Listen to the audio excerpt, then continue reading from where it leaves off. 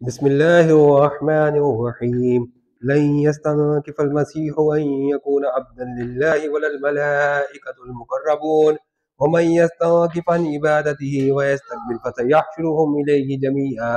مسیح اس بات سے آر نہیں رکھتے کہ خدا کے بندے ہوں اور نہ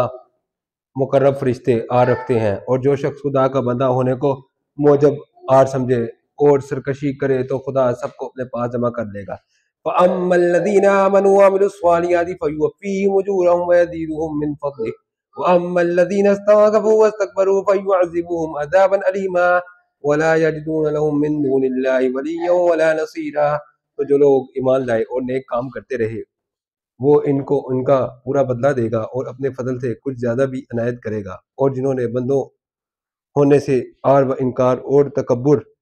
کیا ان کو تکلیف دینے والا عذاب دے گا، اور یہ لوگ خدا کے سوا اپنا حامی اور مددگار نہ پائیں گے۔ یا ایھا الناس قد جاءکم برہان من ربکم وانزلنا الیکم نورا مبینا۔ لوگوں، تمہارے پروردگار کی طرف سے تمہارے پاس دلیل روشن آ چکی ہے، اور ہم نے کفر اور ضلالت کا اندھیرا دور کرنے کو تمہاری طرف چمکتا ہوا نور بھیج دیا ہے۔ فَأَمَّا الَّذِينَ آمَنُوا بِاللَّهِ وَاعْتَصَمُوا بِهِ فَسَيُدْخِلُهُمْ فی رحمت منہ وفضل ویہدیہم الیہ صراطا مستقیما۔ پس جو لوگ خدا پر ایمان لائے اور اس کے دین کی رسی کو مضبوط پکڑے رہے، ان کو وہ اپنی رحمت اور فضل کے بہشتوں میں داخل کرے گا اور اپنی طرف پہنچنے کا سیدھا رستہ دکھائے گا۔ یستفتونک قل اللہ یفتیکم فی الکلالہ ان امرؤ ہلک لیس لہ ولد ولہ اخت فلہا نصف ما ترک وهو يرثها ان لم يكن لها ولد فإن كانت اثنتين فلهما الثلثان مما ترك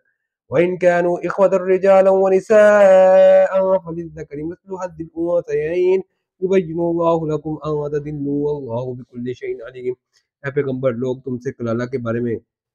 حکم خدا دریافت کرتے ہیں، کہہ دو کہ خدا کلالہ بارے میں یہ حکم دیتا ہے کہ اگر کوئی ایسا مرد مر جائے جس کی اولاد نہ ہو اور نہ ماں باپ اور اس کے بہن ہو تو اس کو بھائی کے ترکے میں سے آدھا حصہ ملے گا، اور اگر بہن مر جائے اور اس کے اولاد نہ ہو تو اس کے تمام مال کا وارث بھائی ہوگا، اور اگر مرنے والے بھائی کی دو بہنیں ہوں